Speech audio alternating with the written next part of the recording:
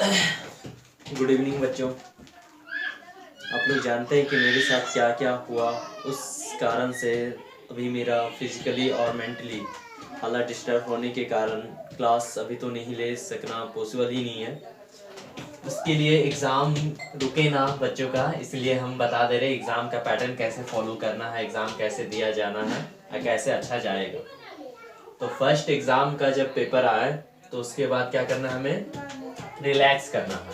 कितने तो 30 second relax करना है, अपने आंख बंद कर कर अपने रिमेंबर योर पेरेंट्स प्लेसेस, अपने पेरेंट्स का आशीर्वाद को याद करना है 30 सेकेंड। उसके बाद नेक्स्ट क्या करना है, तो नेक्स्ट हमारा आ जाएगा श्योर आंसर। श्योर आंसर मतलब क्या हो गया कि हमें जो आंसर आते हैं क्वेश्चन में, पहले देखिए हमें जो क्वेश्चन जो पेपर आया है हमारे पास उसमें से किस किस का आंसर हमें एग्जैक्टली आता है और 100% आता है।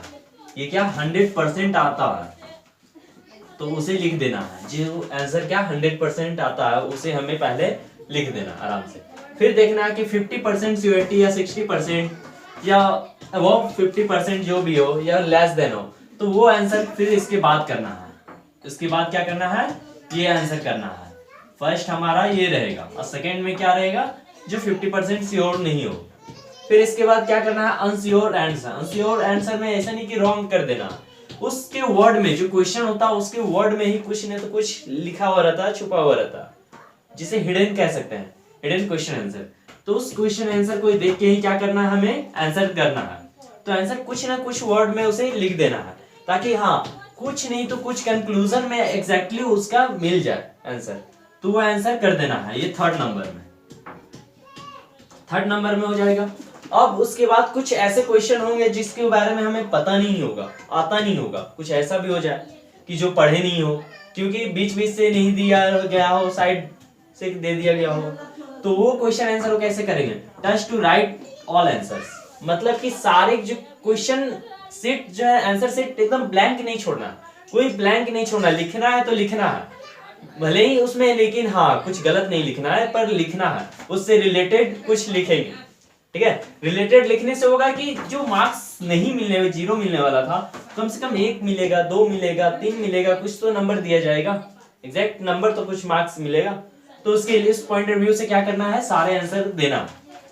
तो इसके बाद क्या, ये 4 नंबर होगा। अब इसके बाद 4 नंबर के बाद क्या करना है कि कुछ हम लोग पढ़ ही नहीं है। एसएसटी में ज्यादा नहीं देखे हैं, कुछ बच्चे का नहीं हुआ है, इंग्लिश का लिटरेचर नहीं हुआ।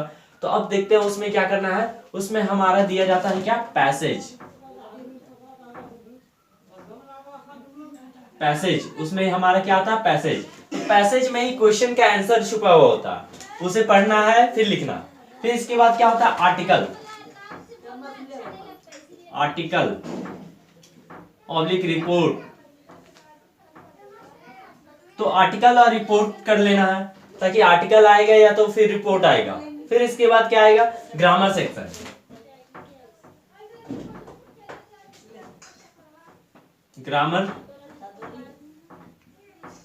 ग्रामर सेक्शन से भी कुछ मार्क्स आएंगे, तो भी कर लेना है। फिर इसके बाद ग्रामर सेक्शन में ज्यादा है कुछ नहीं करना, टेंस कर लेना है, वॉइस कर लेना है, नरेशन कर लेना है, इतना काफी हो जाएगा। हाँ आएगा तो उससे भी ज्यादा आ सकता है, लेकिन इतना कर लेना काफी है अभी फिलहाल के लिए। ठीक है, एग्जाम और पैटर्न मान लीजिए कि किसी को कभी क्वेश्चन मान लीजिए काफी ज्यादा टफ लगे, ऐसा कुछ लगता है, तो टफ नहीं, उसमें से देखना है कि आप कितना अटेम्प्ट कर सकते हैं।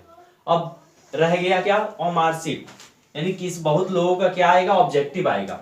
हमने बुक खरीदवाया था ना आप लोगों को कि ऑब्जेक्टिव के लिए, तो ऑब्जेक्टिव का बुक जो खरीदवाया है वो किस लिए, देखिए उसमें क्वेश्चन है, आंसर है, सारा का सेट होगा, सेट वाइज दिया गया होगा, सेट 1, सेट 2, 3, 2, 3 तो ऐसे करके दिया गया होगा। तो सेट 1, सेट 2, सेट 3 ऐसे करके जो दिया गया है, तो उस सेट का सेट वाइज कर लेना आपको। एक सेट हिंदी में एकदम बहुत ही आसान होगा हिंदी का करना। क्यों, हिंदी में भी पैसेज होता है, पैसेज में लिखा रहता है कहानी, जिससे राम आम खाता है तो राम कहाँ से आम तोड़ा है, ऐसा करके कोई भी कहानी हो तो इजिली हम कर सकते हैं, आंसर दे सकते हैं उसका। फिर उसके बाद हिंदी में भी लिखना होता है क्या, रिपोर्ट लिखना होता है, और एक नोटिस आ जाता है जिसे सूचना कहा जाता है। नोटिस,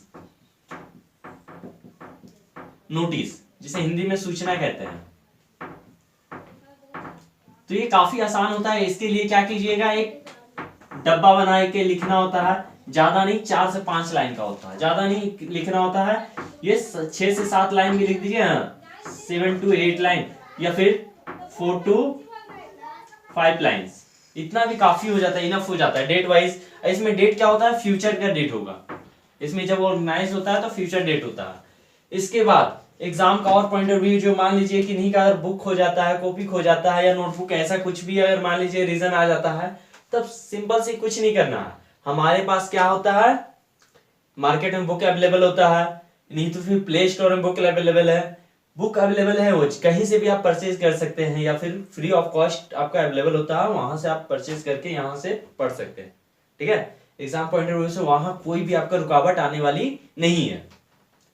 ठीक है, क्लियर। अब इसके बाद देखिए, सेट 1 सेट 2 तो हो गया। तो ये सेट कर लेने के बाद अब मान लीजिए 4 से 5 सेट कर लेते हैं। ओमार सीट में दिया जाता है आंसर। ओमार सीट में क्या होता है, क्वेश्चन नंबर 1 रहेगा, फिर इसका रहेगा option A, B, C and D. तो ये करके ऑप्शन रहेगा। तो ऑप्शन मान लीजिए कि 1 का आंसर है आपका, ऑप्शन क्वेश्चन भी रहेगा जिस तरीके से, how many types of noun. अब नाउन ही ले लेते हैं। तो नाउन के कितने टाइप्स होते हैं, फर्स्ट नंबर ऑप्शन दे दिए हैं, ए में 3, बी में 4, सी में 5, डी में 9।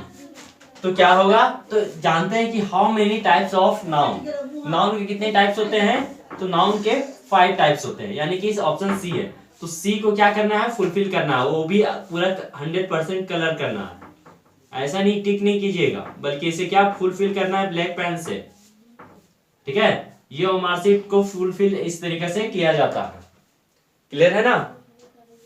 और रही बात कॉमर्स का, तो कॉमर्स के लिए जितना बताया गया है, जितना रिवीजन करा दिए थे, तो उन सभी को रिवीजन कर लीजिएगा एक बार गौतम। ठीक है, और गौतम, मोनू, नीरज, जितने लोग हैं सभी लोग इस वीडियो को देखकर एक बार रिवीजन कर लीजिएगा कैसे क्या करना है। एग्जाम में घबराना तो बिल्कुल नहीं है, डरना नहीं है। आप जितना जानते हैं सोच लीजिए कि आपके इतना कोई नहीं जानता है। एग्जाम में इस तरीके से जाना है और एकदम लिखना है कॉन्फिडेंस के साथ। कुछ भी दिक्कत हो, प्रॉब्लम हो, तो मुझे जरूर मैसेज कीजिएगा। फिलहाल तो अभी मतलब कि थोड़ा सा मेडिसिन चल रहा है, लेकिन हाँ आप एक मैसेज कर सकते हैं अगर कुछ भी दिक्कत हो तो। ठीक है, नंबर है।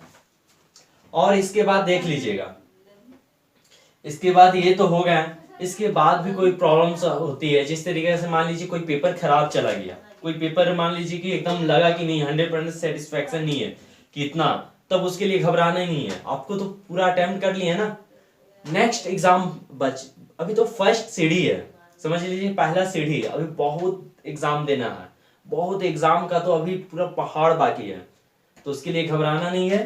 फर्स्ट देख लीजिएगा श्योर आंसर जो आपको आता है पहले 100%। पेपर आने के बाद, पेपर जैसे ही आपको मिल जाए तो उस समय पहले पेपर नहीं पढ़ना, पहले रिलैक्स हो जाना, 30 सेकेंड अपने आंख बंद करके अपने रिमेंबर योर पेरेंट्स ब्लेसेस, अपने पेरेंट्स के आशीर्वाद को याद करना है। उसके बाद श्योर आंसर जो आपको आंसर आता है वो आपको पहले लिखना है। फिर उसके बाद देखते हैं कि जिसमें थोड़ा बहुत कंफ्यूजन हो जाता है कि ये आता है कि नहीं आता, ये आता है कि नहीं आता, तो वो क्वेश्चन आंसर कर देना है। फिर उसके बाद क्या करना है, अनश्योर, मतलब कि जो थोड़ा सा भी नहीं आ रहा हो, थोड़ा बहुत उसके बारे में सुने होंगे लेकिन याद नहीं है वो कहानी, तो उसको करना है उसी के वर्ड में पढ़कर उसी हिसाब से लिखना है। फिर इसके बाद जो क्वेश्चन आंसर देख रहे कि खाली छूट रहा है उसे भी आप अटेम्प्ट कर देना है। अटेम्प्ट करने का मतलब क्या, आपका नेगेटिव मार्क्स तो नहीं है ना, नेगेटिव मार्क्स नहीं है तो अटेम्प्ट कर लीजिएगा तो आपका नेगेटिव में नहीं जाएगा, पॉजिटिव अगर सही हो गया तो पॉजिटिव ही रह जाएगा। नेगेटिव रहता है तो चल देखा जाता है, तो वो कर देना है। फिर आपका इसके बाद जो पैसेज है, आर्टिकल, रिपोर्ट, ये सब ग्रामर सेक्शन बताएं, ये सब थोड़ा सा कर लेना है आपको बुक से। बुक नहीं हो तो आप मांग सकते हैं, मेरे से फोन करके बोल सकते हैं, हम भेज देंगे यहाँ से किसी तरीके से भी अरेंज करके, ठीक है। पीडीएफ फॉर्म में भेज देंगे, या तो फिर बुक तो खैर हार्ड कॉपी नहीं, लेकिन हाँ कुछ समय के बाद अगर रिलैक्स, तबीयत ठीक हो जाने के बाद, अगर फिजिकली हम ठीक हो जाते हैं मेंटली, तो उसके बाद आप लोग के सामने हम आएंगे, ठीक है। तब तक के लिए देख लीजिए, इतना काम आप लोग को करना है। Is it clear?